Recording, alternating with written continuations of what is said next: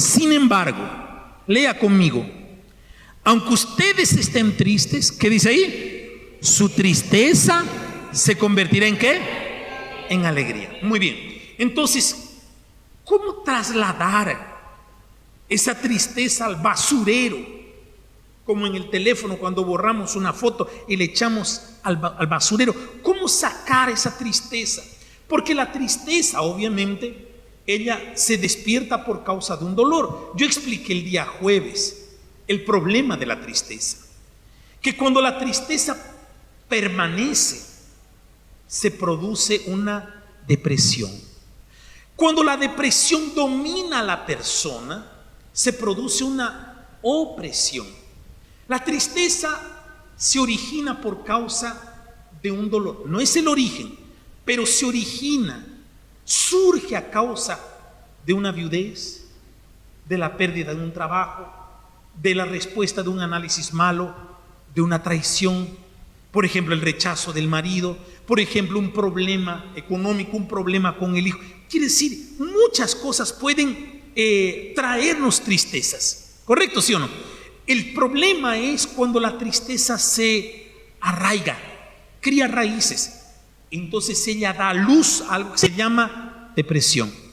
Y cuando la depresión domina la mente, la persona comienza a llorar, la persona comienza a debilitarse, deja de comer, la persona se aísla, no quiere nada con nadie.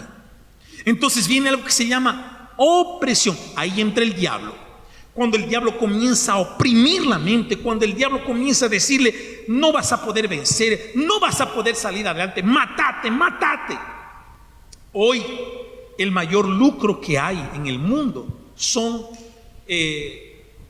¿cómo se llama estos remedios que para los ansiolíticos, los antidepresivos? Hoy hizo moda, no, yo tengo mi psicólogo, no, yo me trato con mi psiquiatra, no es que tenga algo de malo. El problema es que se hizo algo normal, natural.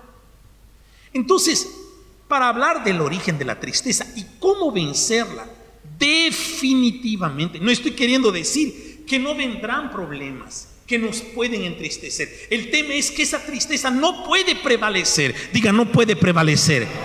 Amén, gente, no puede prevalecer. Ahora, para entender el origen de la tristeza y vencerla, tenemos que ver las 3 etapas de la humanidad. La primera etapa es la etapa del Edén, de la creación de la tierra y el cielo, el hombre y la mujer cuando eran inocentes, cuando no existía el pecado. La segunda etapa es la humanidad conviviendo con el pecado. Esa es nuestra etapa. Míreme, por favor, nosotros estamos conviviendo con el pecado. Llegará un momento, escúcheme, cuando nosotros entregamos nuestra vida al Señor Jesús, nosotros somos libres del pecado. Cuando nosotros permanecemos con el Señor Jesús, nosotros vencemos el poder del pecado. Cuando nosotros morimos con el Señor Jesús y vamos para el reino de los cielos, nosotros somos libres de la presencia del pecado. ¿Entendieron? Voy a repetir, ¿ya? Para que se lo grabe. Cuando nosotros entregamos nuestra vida al Señor Jesús, somos libres del pecado. O sea, nos libramos de los abortos, de las cosas malas que hicimos, droga, vicio, mentira, todos esos, nos libramos. Muy bien. Cuando permanecemos con Jesús, tenemos el poder para vencer el pecado.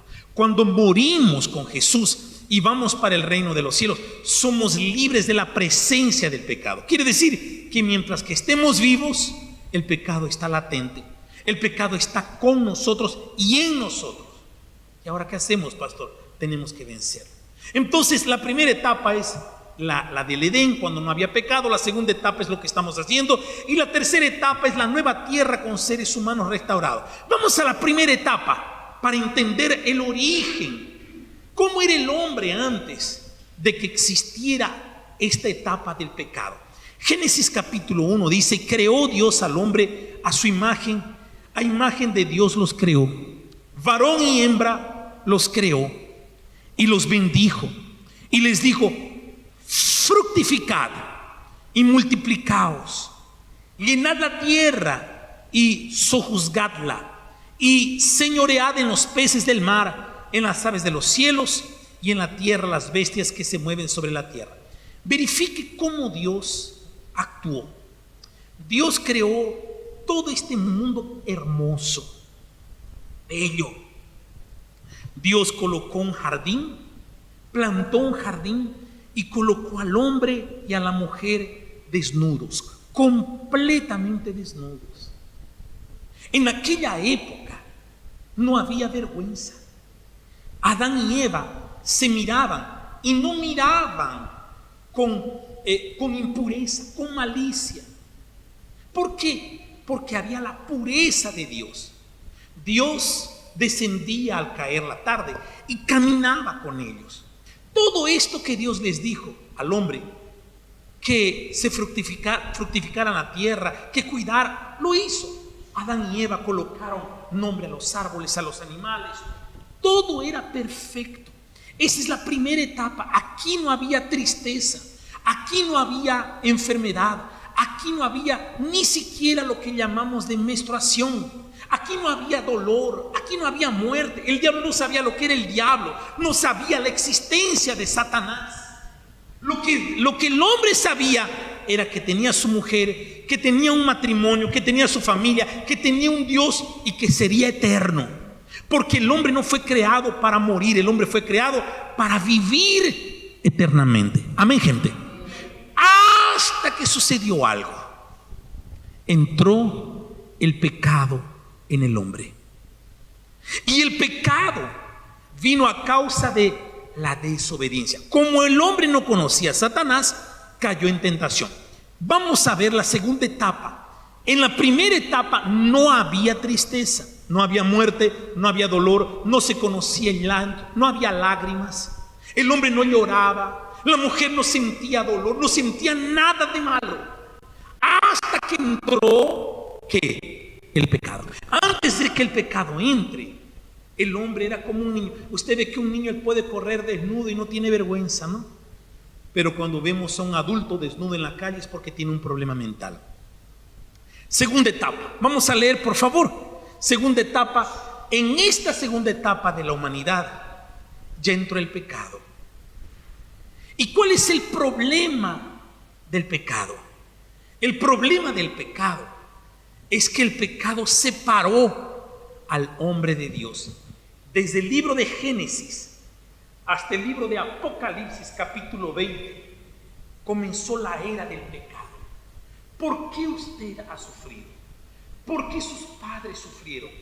¿Por qué su mamá sufrió? ¿Por qué vimos a nuestros padres morir de enfermedades? Algunos suicidados, otros accidentados. ¿Por qué? Porque entró el gobierno de Satanás, del diablo.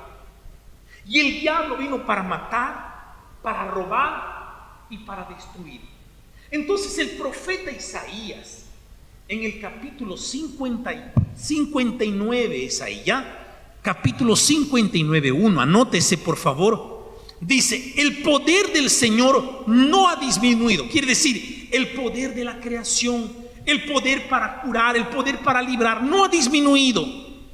Dice: ¿cómo no poder salvar? Ni él se ha vuelto tan sordo como para no oír. Lea conmigo en el versículo 2. Pero las maldades cometidas por ustedes, o sea, por nosotros los hombres, han levantado una ¿qué? Una barrera entre ustedes y Dios. Sus pecados han hecho que Él cubra la cara y no los quiera ¿qué? Oír. En el 3 dice así: ustedes tienen las manos manchadas de sangre y los dedos manchados de crímenes. Sus labios dicen mentiras y su lengua emite verdad. ¿Por qué me gusta esta palabra? Porque cuando hablamos de pecado, por ejemplo, cuando yo llegué a la iglesia y estaba sentado con ustedes, el pastor hablaba de pecado y yo no veía un pecado grave en mí. Yo decía, bueno, yo quise, pero nunca maté. Nunca maté. Yo no era un ladrón. No, caramba. Yo era vicioso, era mentiroso. Entonces yo no me veía como un hombre pecador. Yo no me veía el por qué Dios no querría estar conmigo o no podría estar conmigo. Y el problema del ser humano es el pecado. La raíz, el origen de la tristeza es el pecado. ¿Por qué? ¿Qué pecado, pastor? ¿Cuál es pecado? No, a veces la persona piensa que ella no tiene ningún pecado, pero se olvidan del pecado de dar el primer lugar a cosas o personas. Las personas pecan contra Dios cuando levantan a un niño y dicen, sí, ay, al amor, te adoro, mi vida, mi amor, y le da toda su vida a ese niño. Está maldiciendo su vida y la vida de ese niño. Está maldiciendo su vida y el matrimonio. Está maldiciendo su vida y el dinero que ella tiene. Entonces, cuando colocamos a algo delante de Dios, estamos pecando contra el Señor Dios. Estamos pecando contra la ley del Creador de colocarlo en primer lugar. ¿Cuál otro pecado? El pecado de la idolatría. Idolatría a una virgen, a un santo, a una santa. Idolatría a un hombre. Idolatrar a una mujer. El pecado, por ejemplo, de la deshonra. ¿Deshonra a quién? A nuestros padres, a nuestra madre. El deshonrar nuestra palabra. El deshonrar al Señor Dios. El pecado de ¿qué? De la fornicación. Pastor, ¿qué es fornicar? Es tener sexo antes de la bendición del Todopoderoso. Usted ve que Dios colocó a Adán y a Eva y los bendijo. ¿Qué es esa bendición? Matrimonio. Matrimonio. Pastor, yo tengo 50 años que vivo con mi mujer. 50 años que usted peca con el pecado de la fornicación. Ahí entra la señora y dice, así yo he sido feliz. Feliz pecando. Quiere decir, tiene que venir al altar y consagrar su matrimonio, que la bendición de Dios esté, porque si no, solo serán dos, no serán tres, hombre, Dios y mujer. El pecado de la mentira. ¿Quién nunca mintió aquí? Levante la mano, ¿quién no ha mentido? ¿Quién no ha mentido? ¿Quién nunca mintió? Todos hemos mentido, ¿o no? ¿Sí o no? Desde la edad que usted tiene hasta el peso que usted tiene, el peso, digamos, ¿no? ¿Cuántos años tiene? 35. Mentira, tiene 50. ¿Por qué llegaste tarde? El tránsito, mentira. ¿Por qué me dormí? ¿Por qué me dormí? ¿Por qué no hiciste eso? No, es que, no, mentira, no quise. Hay una psicóloga y ella dijo así, todos sabemos lo que tenemos que hacer. Si yo estoy gordo, no puedo hacer mentira. Yo sé lo que tengo que. Yo sé lo que. Si estamos gordos, ¿qué tenemos que hacer? Dejar de comer ¿qué? Grasa, dejar de comer harina, lo que más nos gusta para los gordos. Todos sabemos qué hacer. Es que no puedo parar de beber. Mi hermano, ¿usted es borracho? ¿O yo soy borracho? Aléjese de mí. Si no consigue, aléjese. No, es que es mi amigo del alma. Quiere decir, todos sabemos lo que es, lo que tenemos que hacer, solo que no nos da la gana de qué hacerlo. No queremos hacerlo. Esa es la verdad. Entonces, pecamos con la mentira. El pecado de la calumnia. ¿Qué es calumniar? Es hablar algo que no es correcto en contra de otra persona. No, esta fue fulana, esa desgraciada, quiere decir, somos así. Principalmente acá en Santa Cruz. Usted sabe la verdad. Todos somos así. ¿Qué otro pecado, pastor? ¿Qué otro mal? Ahí dice así, el pecado del orgullo. No, aquí en Santa Cruz la mujer no es orgullosa. Aquí mando yo. Eso decía mi madre. Aquí se hace lo que yo digo. Por eso mamá perdió su matrimonio. Porque se quedó haciendo lo que ella quería, pero sin hombre. Oiga, la mujer boliviana es así. Quiere pisarle el cuello al hombre. Y ojo que Pero cuando la mujer boliviana se convierte, no hay mejor. Amén. Amén, gente. Usted sabe que es así. Ay, pastor, yo no. En algún momento quizás sí. Quizás ahora usted ya no es así. Y quizás usted que está ahí, quizás ya no es así. Pero lo éramos.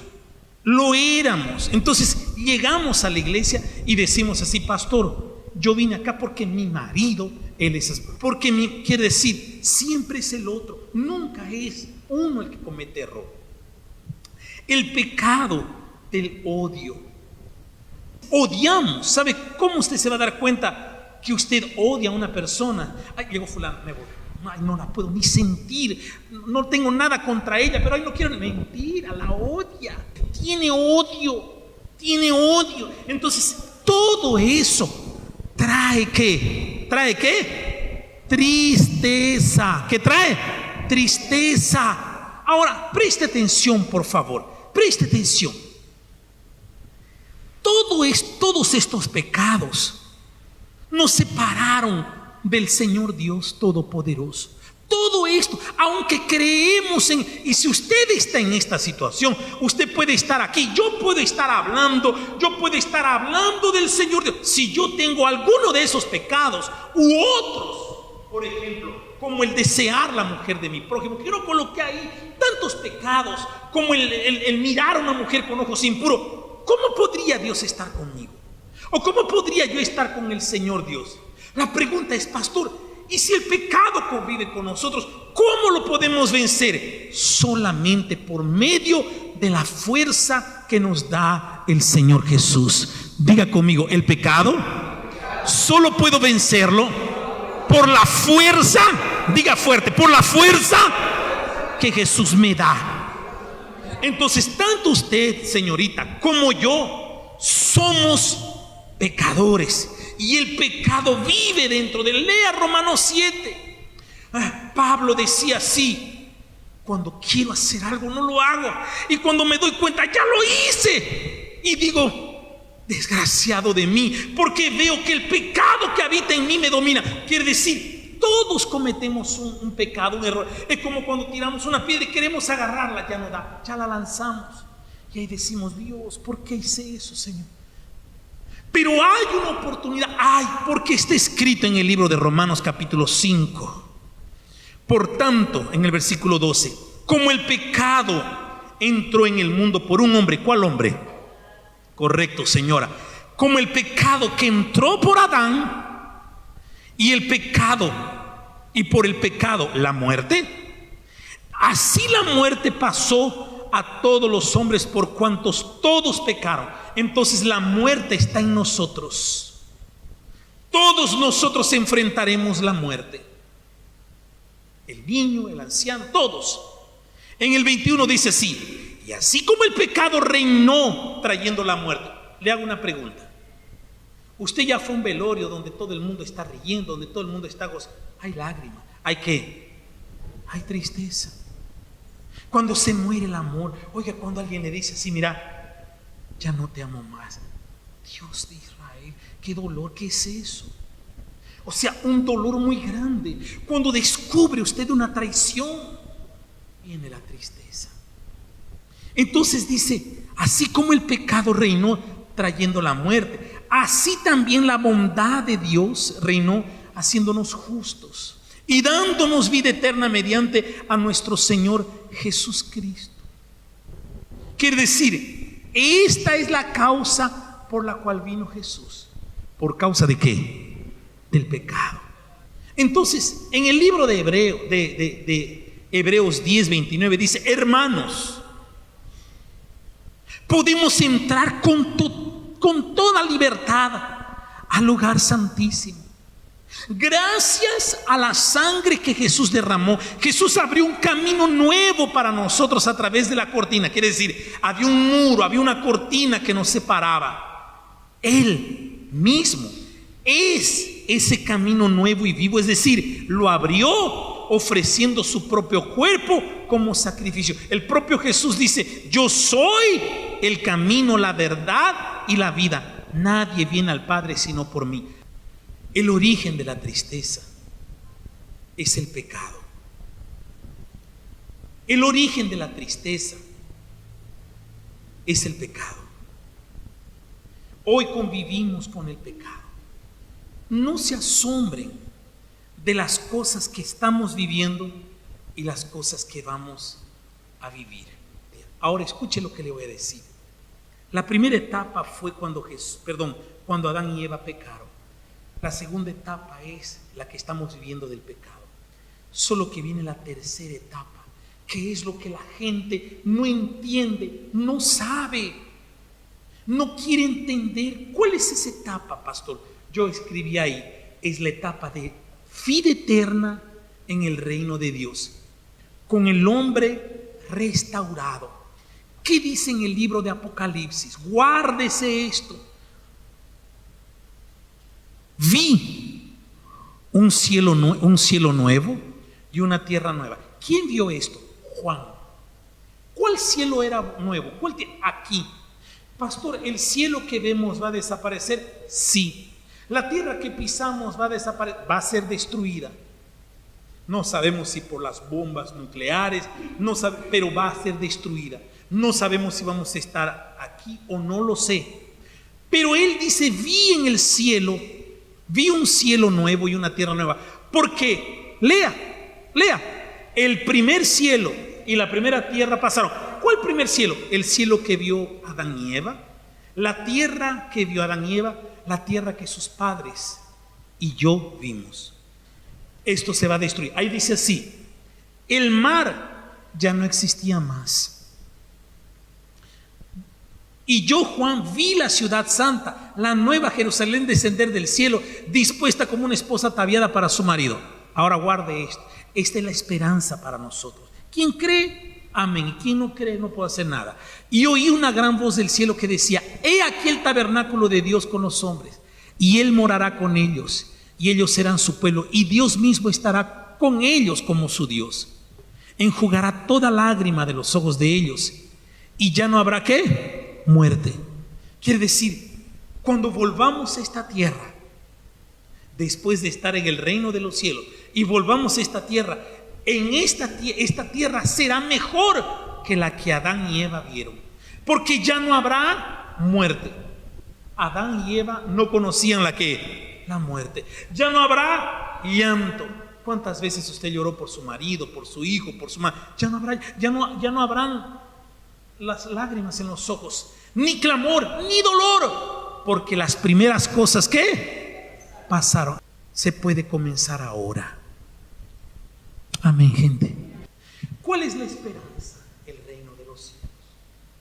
Entonces, la tristeza se acaba cuando usted abandona el pecado, cuando usted entrega su vida al Señor Jesús y su nombre es escrito en el libro de la vida.